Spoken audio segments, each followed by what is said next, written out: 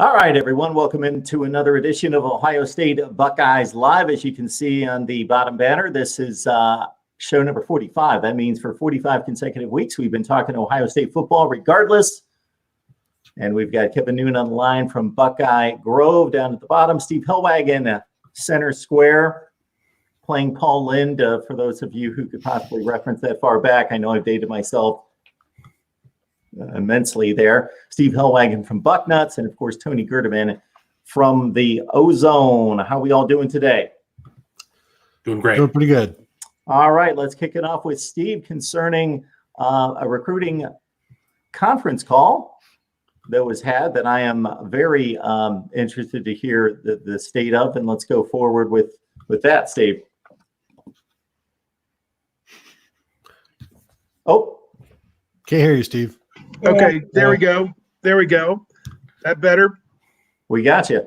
All right.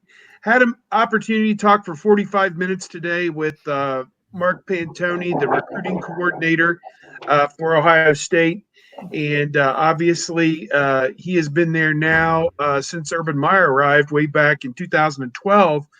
And he's developed kind of his own cottage industry, I guess, as a recruiting coordinator. He was a committee of one or two way back when he started this, and now he has his own staff of people that he supervises as they coordinate recruiting. And Ohio State's gotten several high-profile verbal commitments here in recent weeks, including the outstanding running back here recently, Travion Henderson, I believe is his name, from Virginia.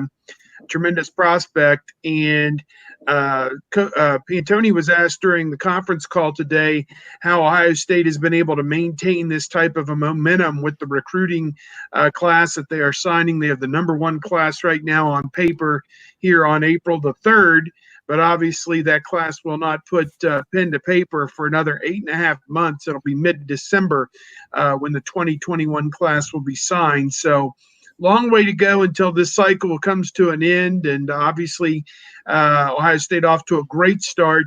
And Pantoni had a lot to say today, and I'm sure our other panelists will share some of their thoughts. But just the organization that it takes with most public buildings closed at this point, everybody, including the head coach, Ryan Day, is operating from his home at this point.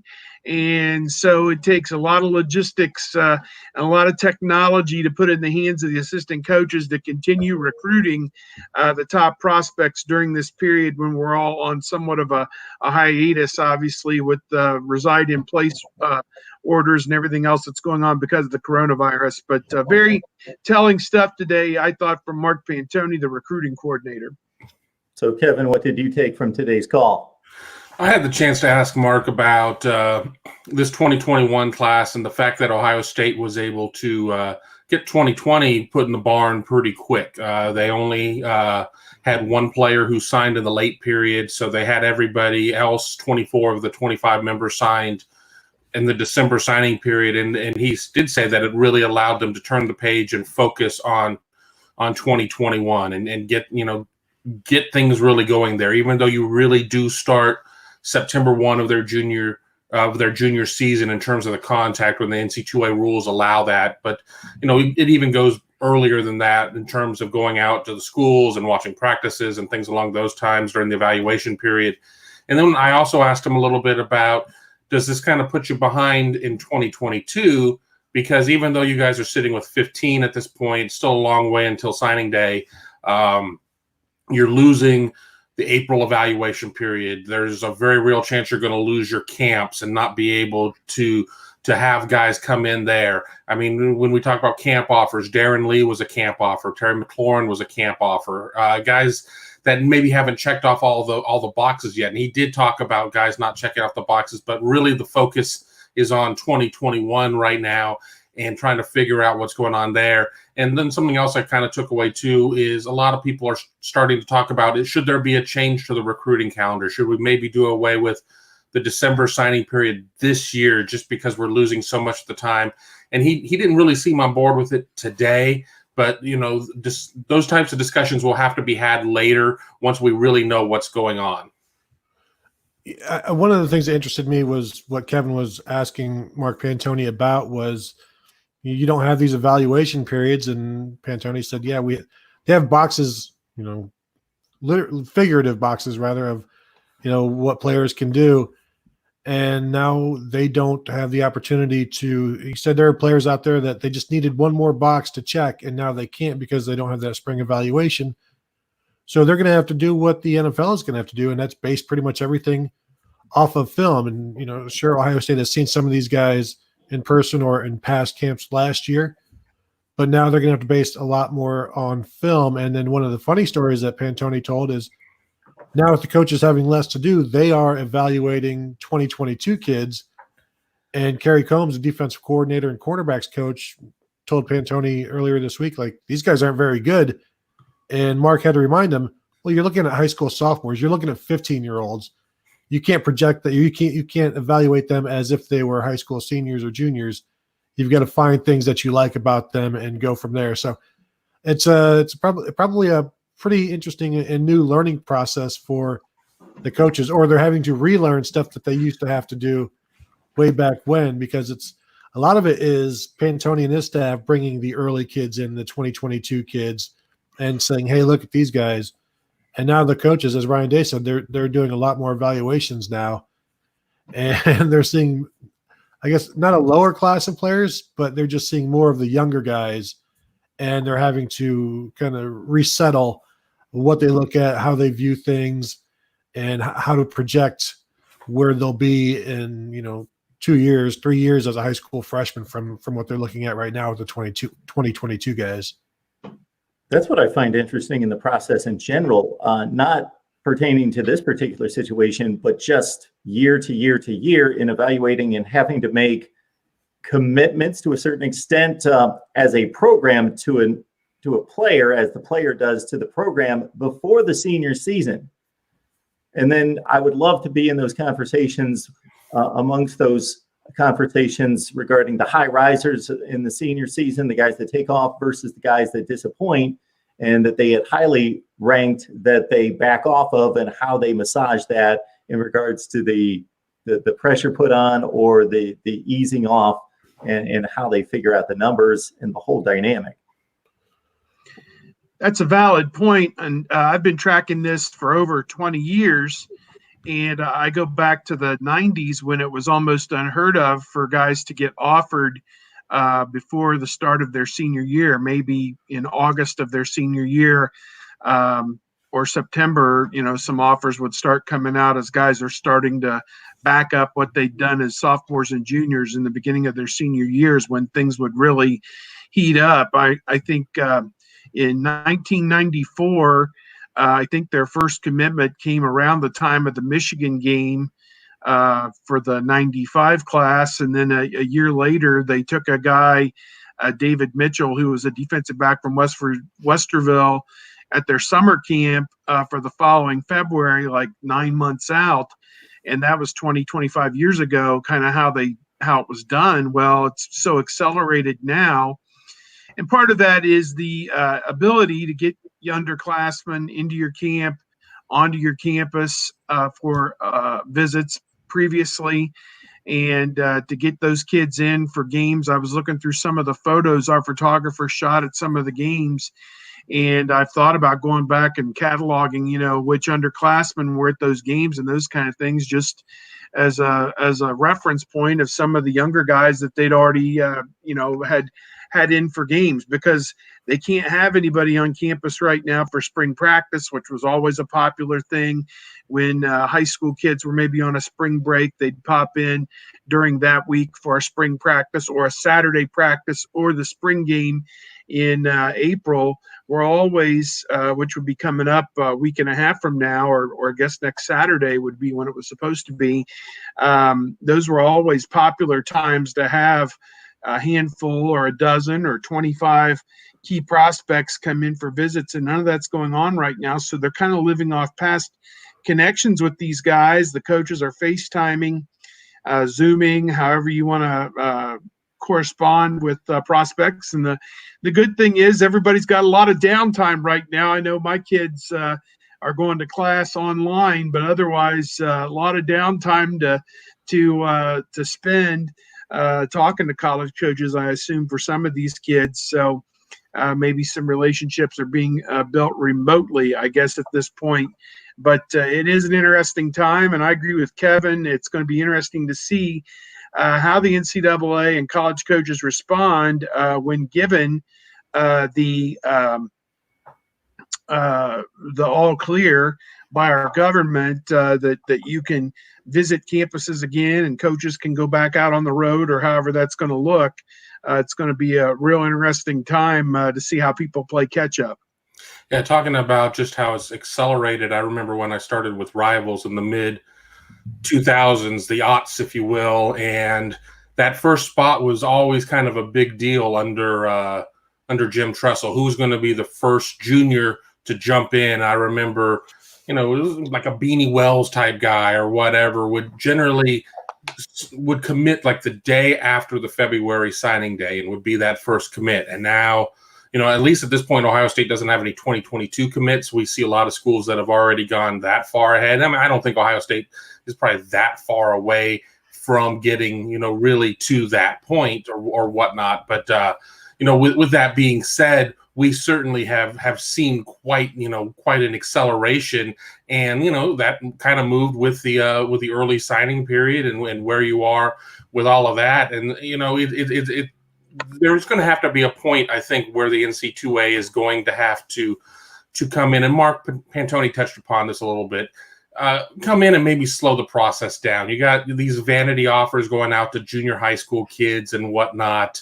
I mean, even Tate Martell was offered that early at that point, and those certainly are not committable offers at that point for real. I mean, yeah, you can commit at that point, but just kind of a wait and see. So I think they're going to have to figure something out. But I mean, yeah, it does pay to work ahead.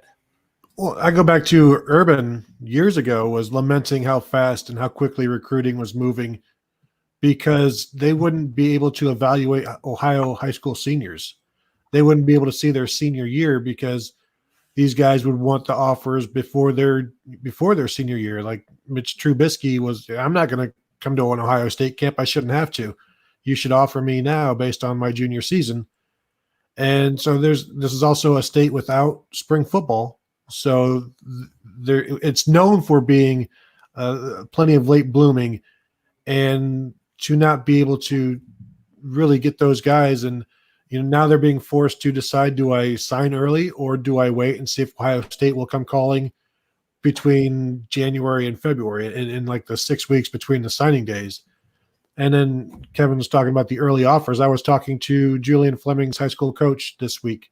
Julian Fleming's the number one player in the 2020 class per ESPN wide receiver. And he told me Fleming was getting offers as a true freshman. And fortunately for the coach and the player, like he never changed. Julian Fleming never changed his demeanor or got a big head. And he's like, it's not like that with every kid. Sometimes they start getting these early offers and they think they've made it. And then those offers go away because they're not working as hard. And it becomes this detrimental side effect of getting the attention early on. And I remember the first early signing period at Ohio State, Urban was complaining, and then he held up the list of guys who signed. He's like, but I guess I really can't complain because look what we have. And so you make the best of it. You do it that Ryan Day is doing the same thing. Everybody's signing pretty much in that early period, which has allowed them then to get ahead on the 2021 kids, which is something else Mark Pantoni said today. MarkRogersTV, the voice of college football. Just let it sink in what we've got here. We've got three of the very best each and every week talking Ohio State football. Tony Gerdeman from the Ozone, Kevin Noon from Buckeye Grove, and also Steve Hellwagon, of course, from Bucknuts. So let's get out there, share the videos on social media, let people know we talk Ohio State football each and every week. We have talked for the last couple Fridays at noon or 1 o'clock Eastern time. Can't set on a schedule based on everybody's schedules all over the place, as you can imagine, but we are living the lives that we are living right now, so a little bit easier to get together, but that's why you need to subscribe and you get the notification so you know when we go live with this show and others. All right, guys, I will let anybody, whomever wants to, jump in on this question. So Damian Robinson is the second-rated defensive end in the country, according to the 247 composite, committed to Maryland on March 27th. Marcus Bradley, a top 10 defensive tackle out of Maryland as well, a top 200 player out of Gaithersburg, Maryland. And so we've got Todd B on the line asking about the Robinson commitment to Maryland possibly hurting or helping, I would guess, with Marcus Bradley. I don't know if it has any direct effect. I mean, if they're able to, if Mike Loxley is able to put together some real, hey, let's get everybody to stay home, which obviously should be the goal every year, because the DMV area turns, the DC, Maryland, Virginia intersection area turns out so many great kids. That becomes a problem there. But we love to talk about these package deals in terms of recruiting, whether or not it's teammates at the school or guys from the same town or whatnot. Ultimately, those rarely come together. I mean, two guys may come to the same decision that the same school is best for them, but I don't know if you're going to sit there and say, well, because this domino fell, these other dominoes are going to fall in terms of going to Maryland at that point. Ohio State's going to be in a battle for Marcus Bradley. I mean, it's not going to be any recruitment by any stretch of the imagination, but I don't see Robinson having really a huge effect one way or the other. I would agree. I think Bradley will probably make his own decision. I know Duke, Maryland, Ohio State are all right there, at least within our database at 24/7. He is ranked as the number 184 prospect nationally, number 11 defensive tackle, 6'3", 270, and I think probably has the ability to get up closer to that 300-pound range, as he gets into college, obviously, and gets into a weight and strength program and a proper diet program and all that. And, I look at it that Bradley, to me, could be a guy that would help them build some depth at defensive tackle. They might be a little bit light there right now, and might be a point of emphasis for this class as they try and finish it, is to add maybe another impact guy or two on that defensive line, whether it's an end or a tackle. But, they've already got Jack Sawyer, the outstanding defensive end, Mike Hall, the Ohio kid, as well on the defensive line. And so I'm excited to see if they can add another blue chipper or two to that haul on the defensive line. Larry Johnson seems to churn out 2 or 3 NFL guys almost every year. And to me, I think, as long as he's wearing the scarlet and gray, they're going to do just fine recruiting defensive linemen. I don't sweat one guy's decision here or there. Kevin mentioned the package deals, and I immediately thought back to Trayvon Grimes and Tyjon Lindsey committing together in a dodgeball video to Ohio State, and Lindsey, of course, ends up at Nebraska. Grimes signs with Ohio State and leaves a year later. So, yeah, the package deals are few and far between. It's fun to talk about. It's kind of like talking about the complete class in April, where so much is going to change, and you look at the best possible outcomes, like, well, Ohio State, they're in on 14 5-star guys. If they can get 12 of those guys, well, let's just slow down. The most they've ever signed is maybe 5 or 6 in a year, and that's super rare. You just expect it'll be 3 or 4, and it'll be a typical year where you're a top 5 ranked team. But every year this is the time of year where it's the super classes or the package deals. And ultimately, when it comes down to putting the pen to paper, you're going to have to decide what's best for you, not what's best for the both of you, because you're going to have different depth charts, different position room, different coaches. And, there's not a lot of package deals that end up working out or end up, really truly thriving.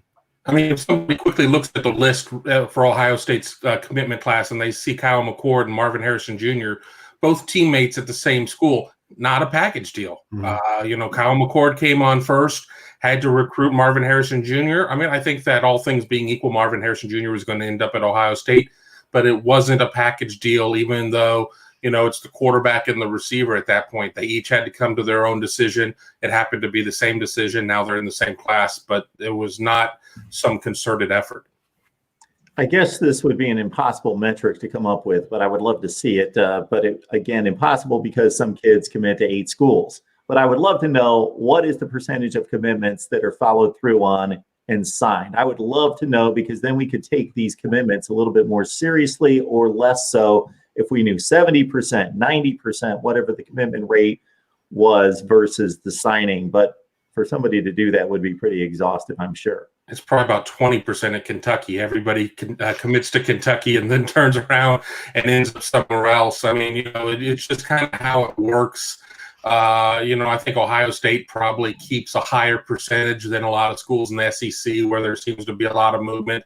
And yeah, I guess I thinly am calling Kentucky an SEC school, but Kentucky is special circumstances because Vince Marrow and that staff really put the high pressure on guys. They commit. Miami, Florida is another school like that, to where they put the high pressure on these guys, and then generally a lot of them end up elsewhere.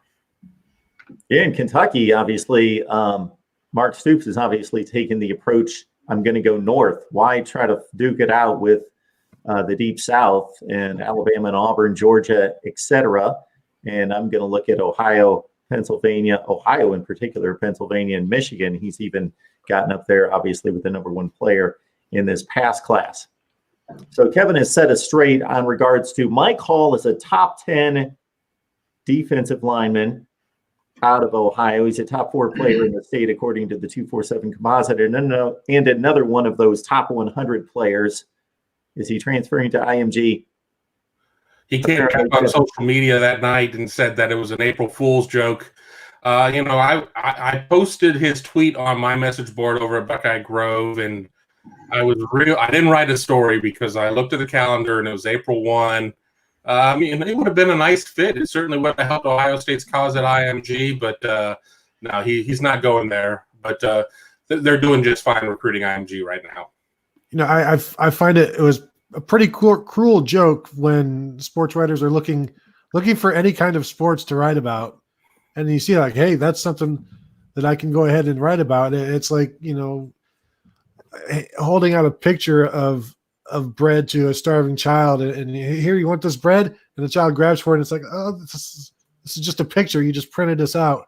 Psych. That's what Mike Hall. Exactly, that's what Mike Hall did to us. So I don't even want him in this class right now. He should be a 2-star, maybe a 1-star for that move, right? I hope he told his coach and his teammates and his mom and dad that that's what he was going to do, because his coach, how many times have you heard it? The last one to find out about the transfers is the coach a lot of times. And, in this instance, I hope that he let everybody know that, hey, I'm going to have a little bit of fun on social media. I'm not going anywhere, though. But, you have to be on guard on April 1st. And I know Kevin was very proactive in the morning of April the 1st, saying, with everything we got going on right now, the last thing we need is some stupid April Fool's joke. So nobody try and pull one today. So, yeah, it was not welcome, certainly. I'm guessing and hoping there were a few less pulled this year than most years, I would think. Mm-hmm. Do you guys remember when Baron Browning was committing? He called Urban and said he was committing to somewhere else, and Urban was so mad he threw his phone against the wall and broke it, and then his dad had to call back and say, Coach, it was just a joke, we're just joking.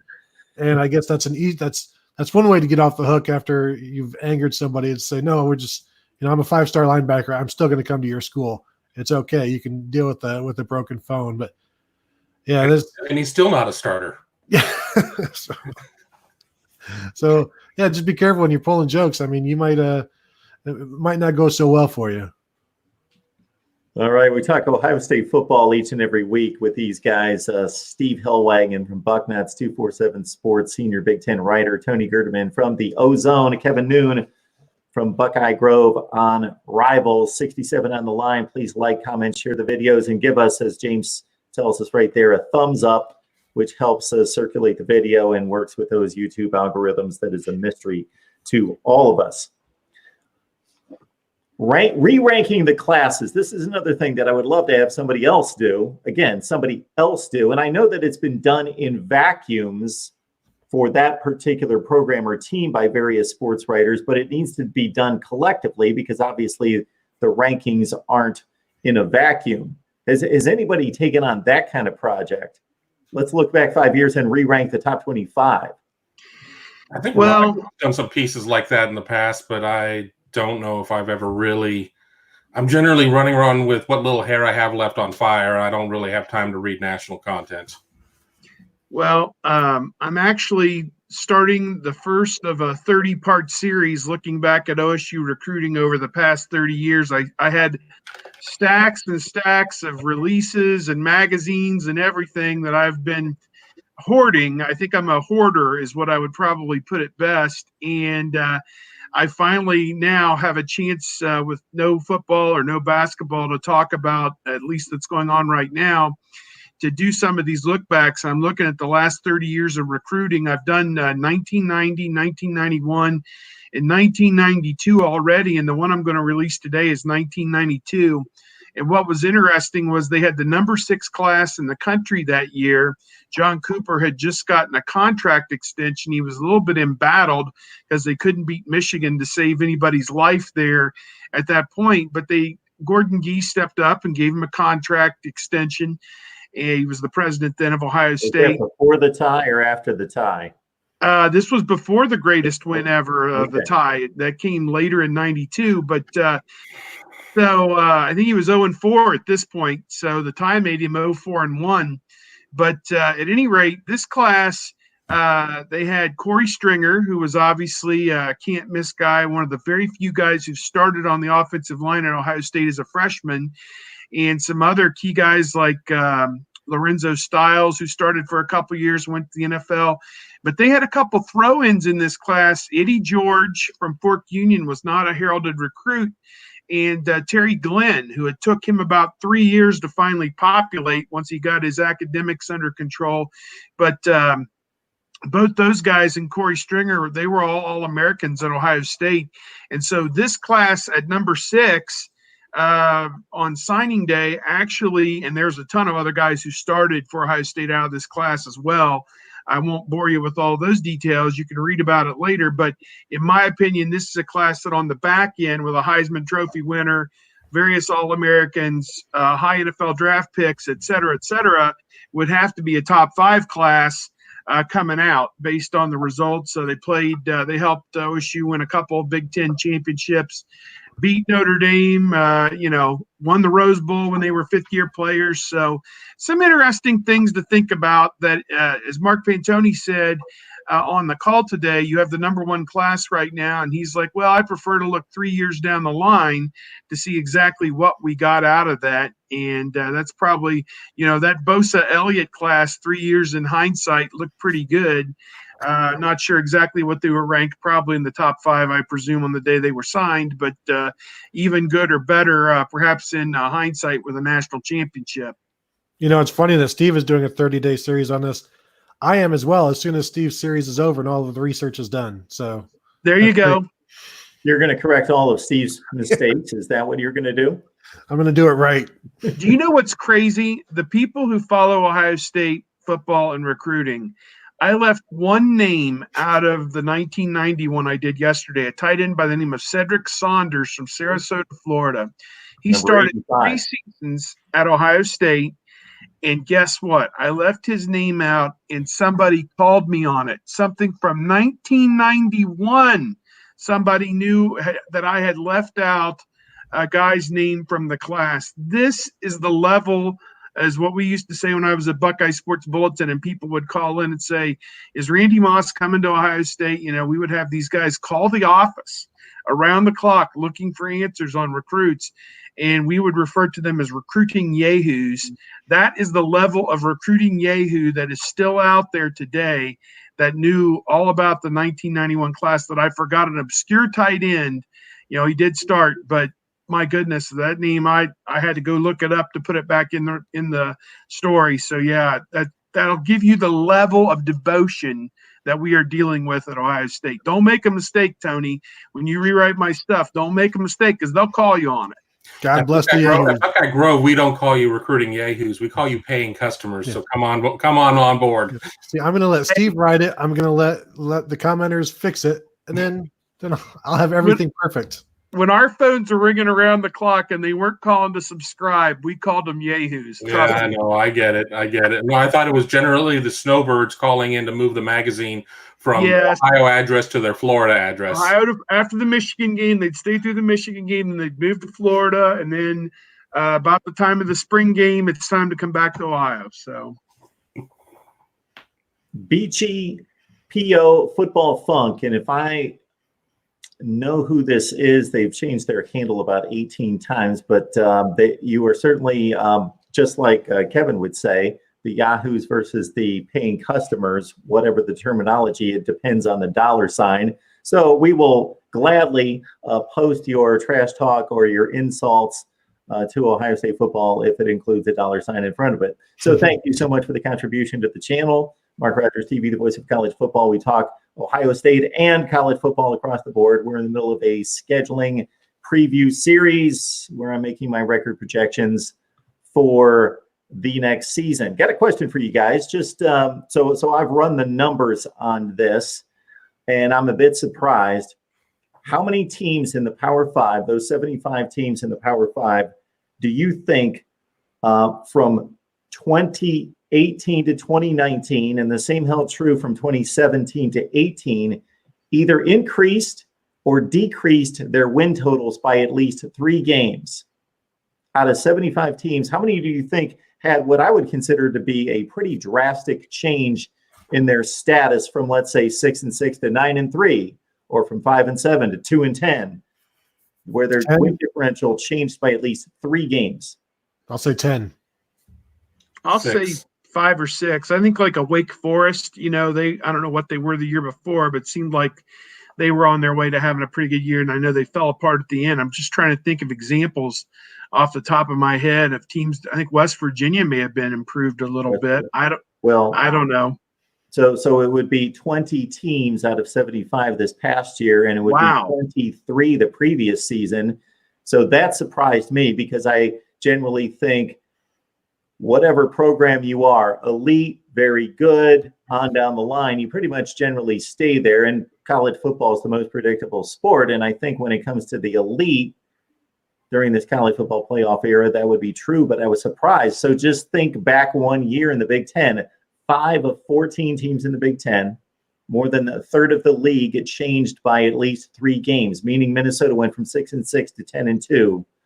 Northwestern went from 4 to 3-9. Indiana went from 5-7 to 8-4. Illinois went from 3-9 to 6-6, and the other one would be Wisconsin went from 7-5 to 10-2.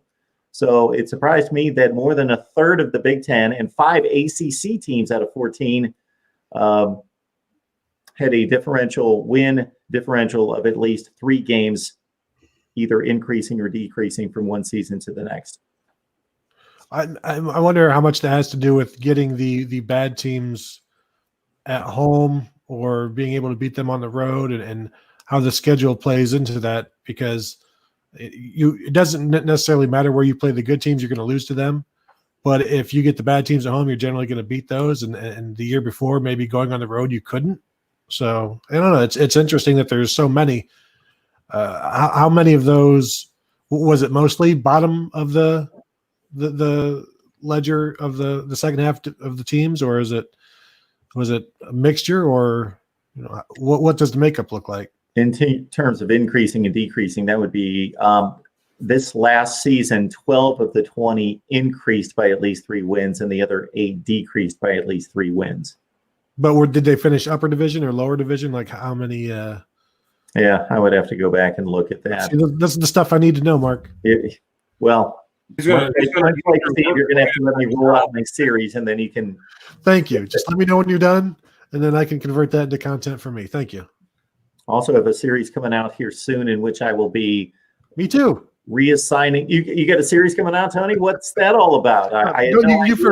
You first, and then we'll discuss it. Thank you. We're realigning college football in the way that it should be.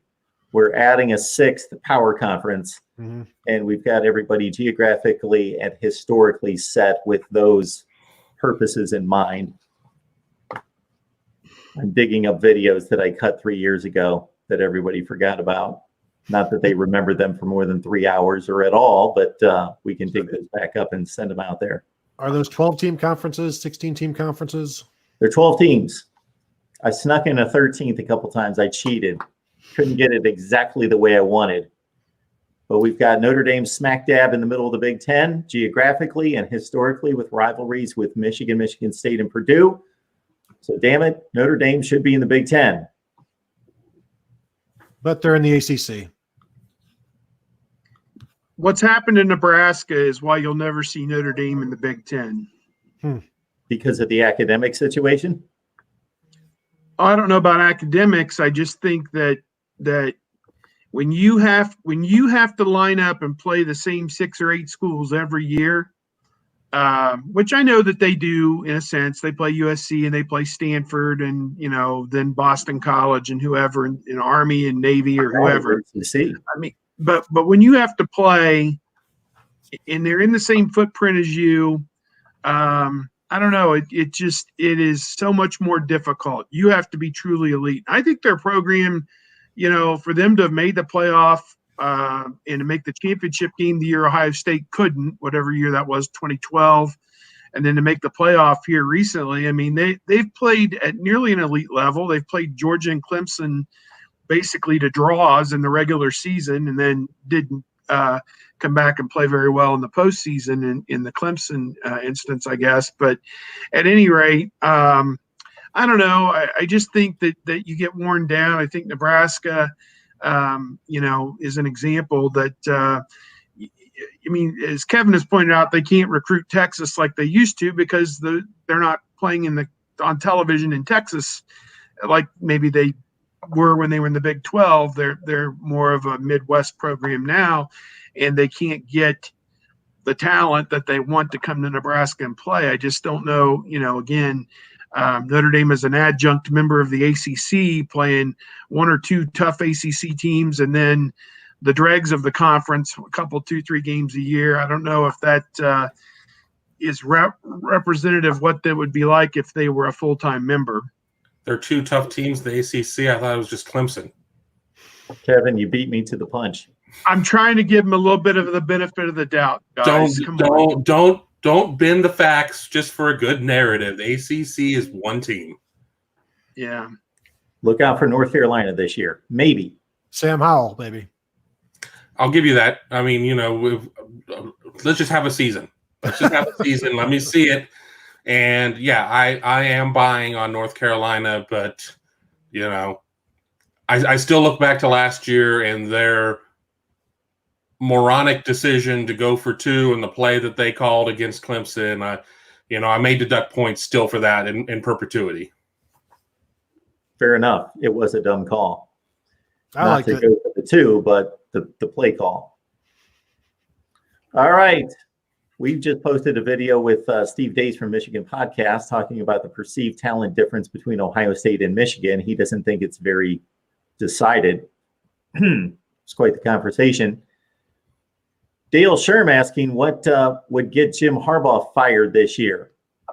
What do you think, Kevin? What gets him fired? 0-12. I mean, I don't see them making. If it's not Harbaugh, who is it? I mean, realistically, are they going to go out and get Matt Campbell from Iowa State? I mean, if you sit there and you bring in the guy who's supposed to be your Pied Piper and he can't get it done, I mean, we could sit there and say, well, if they go 3-9, I mean, they've got a lot of automatic wins already built into that schedule. Just what it is.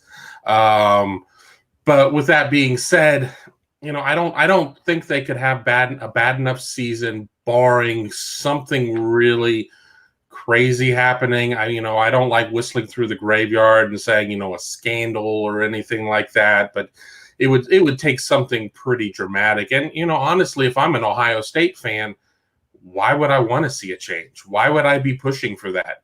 A lot of people were sitting there having, parties when Brady Hoke or one of those other guys got fired. I'm like, if you got them right where you want them, why would you let them have a chance to get off the mat? That doesn't make any sense. I think it's a lot less likely that he'll ever be fired from that job. It's that eventually he'll get tired of it. And I think that somebody from the NFL will possibly say, hey, come give us another shot or whatever. And he'll be looking for, quote, a new challenge, I think, probably within, 2 to 5 years. And that is more likely than he would ever be fired from that job, because they're going to continue to win 8 to 10 games every year. I don't envision a scenario where they fall off that poorly to where it becomes an embarrassment, and him as the coach. I mean, they win 5 or 6 games and, or aren't going to bowl games or those kind of things. So I don't know. To me, that getting blown out by a MAC school or, whatever, kind of goofy result would result in somebody being fired on the spot. So, I think that they're going to continue to be relatively relevant, but not totally relevant, if that makes sense. Or if something crazy happened, like they lost to App State, somebody like that. Craziness. You go back to when Michigan lost to Toledo in Rich Rod's first year. Tom Amstutz, the Toledo coach that year, beats Michigan and still gets fired after the year. Like, even beating Michigan back then wasn't enough to save your job. But I'm with Steve. Like, I don't know what it would take, because they're not going to go. I wouldn't assume they would go like 5-7, but I think he's gotten them as far as he can. Now, next year, they've got the 5-star quarterback kid, J.J. McCarthy, coming in.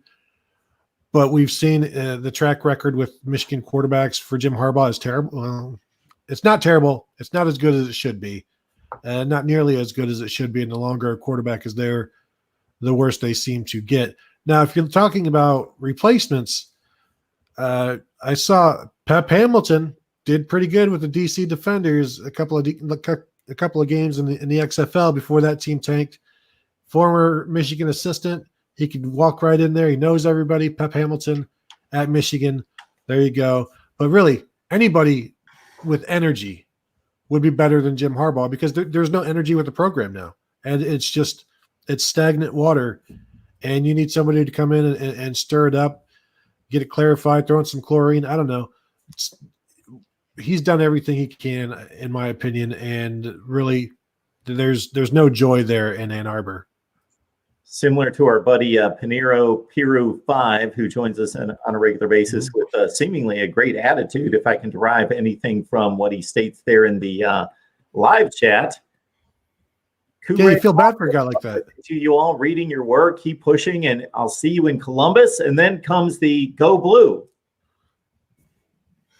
As long as, again, I'll go back to what I said earlier. Let's just have a season. Come on down to Columbus. Let's have a season, because Dr. Kirk Herbstreit, and I know I shouldn't be bringing all that up again, but his statements about not having football. I mean, I'm having to put out constant fires over at Buckeye Grove with fans worried about that, and just have to keep reminding people we're only a couple weeks removed from the Rudy Gobert news and them shelving the NBA season for the time being. And I understand that we're canceling events all the way into July at this point, but things are changing daily, hourly, whatnot. I mean, if we really think we know what the world is going to look like come the 4th of July, which seems to be the date that Sandy Barber kind of put out there, the Penn State AD, about when you would have to reopen things in order not to have an impacted football season. And we got a ways to go. And it's one thing to cancel a one-time event, one-day event, 3-day event versus an entire football season. Well, here's the thing you won't hear anybody say, and so I guess I'll be the injudicious one to say this, but you have an entire industry of people. And, Kirk Herbstreit made his living in this profession because he embedded himself with Rich Rodriguez and Brent Venables and all these other people. He was a college football player like thousands of other guys, but he became a true student of the game by going and bending the ear and traveling on his own dime and putting the time in with coaches all across this country. And I use those two guys as examples because I know those are two guys that he spent a lot of time with. I assume whoever was at Ohio State because Cooper was the coach when he was starting to get into television. I'm sure he palled around over there around whoever was working there at the time.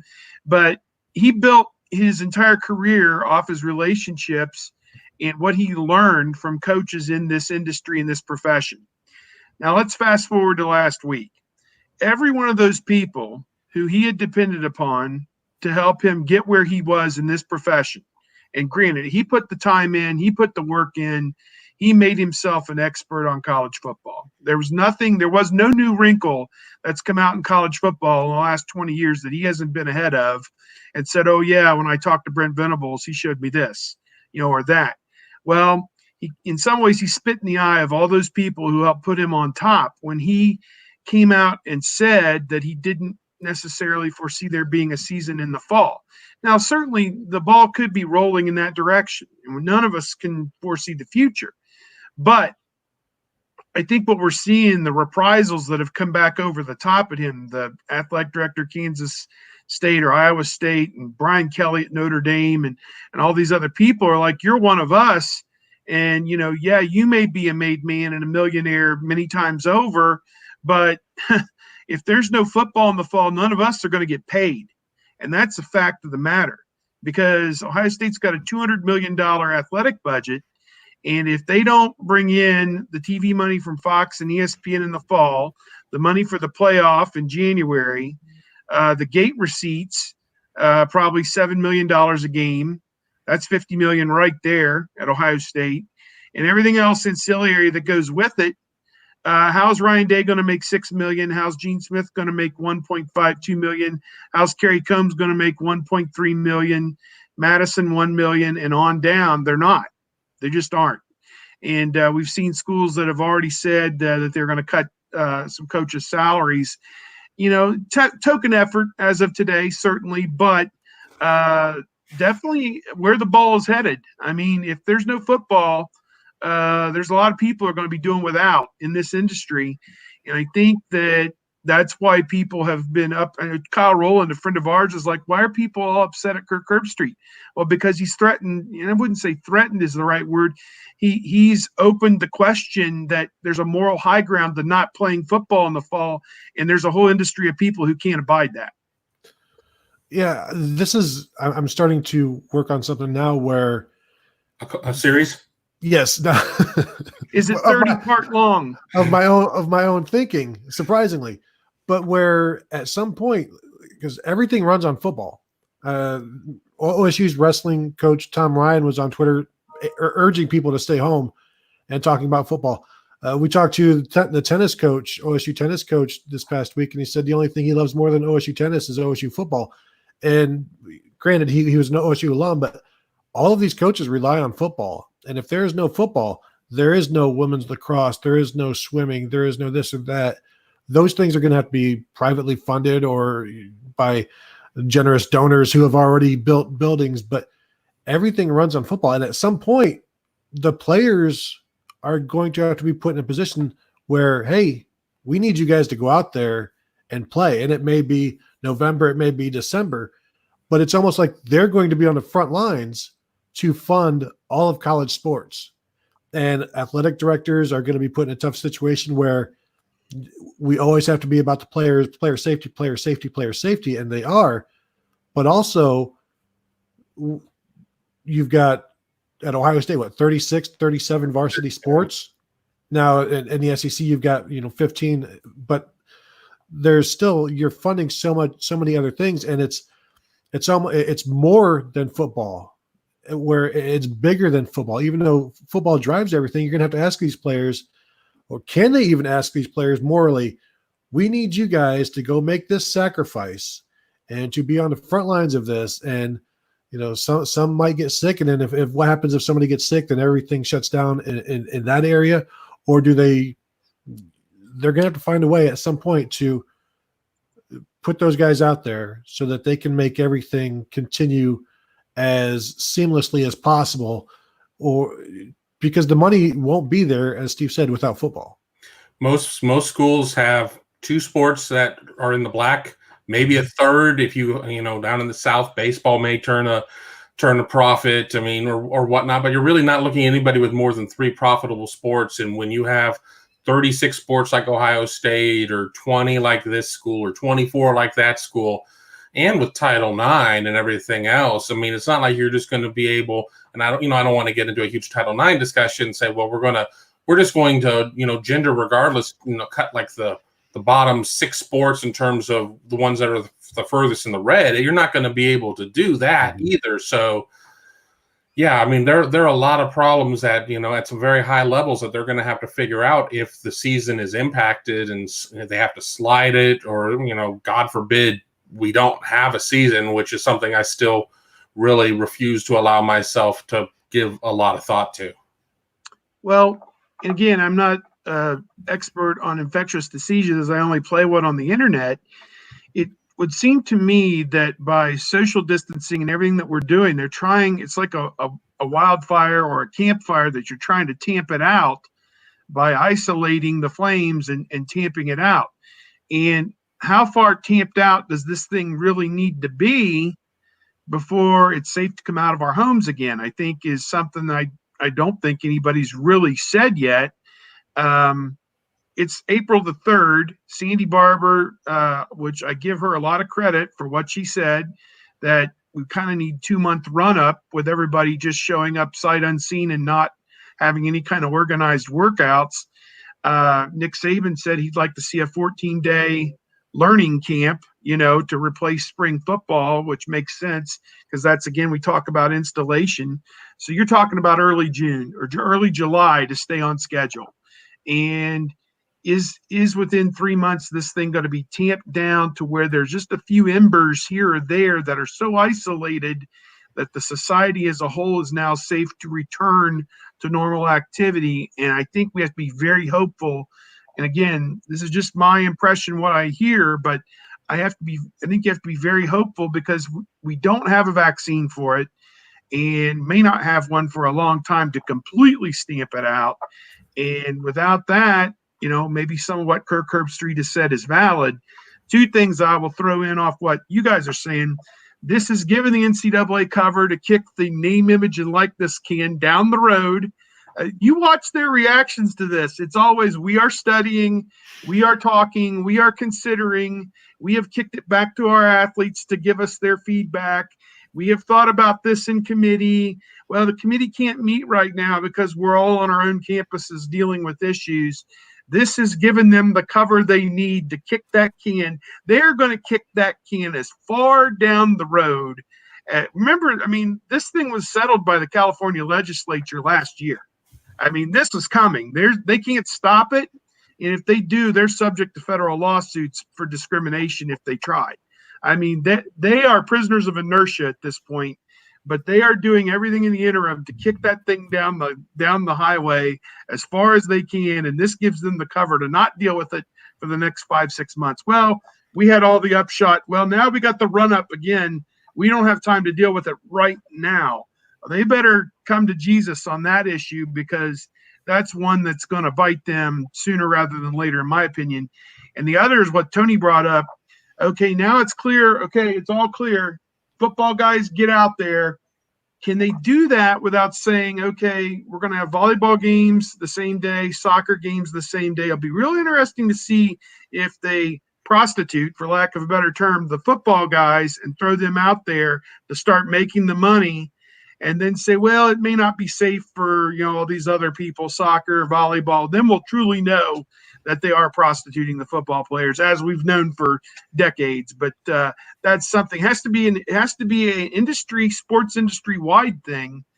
And there's people talking that the pro sports will come together and say, on this date, we are all starting, and everyone can lump themselves if they don't like it. That NBA, MLB, and NFL may just say, and NHL may just say on whatever day, June 15 or whatever, we are going back to work, because it's been stamped out enough that we are going back to work.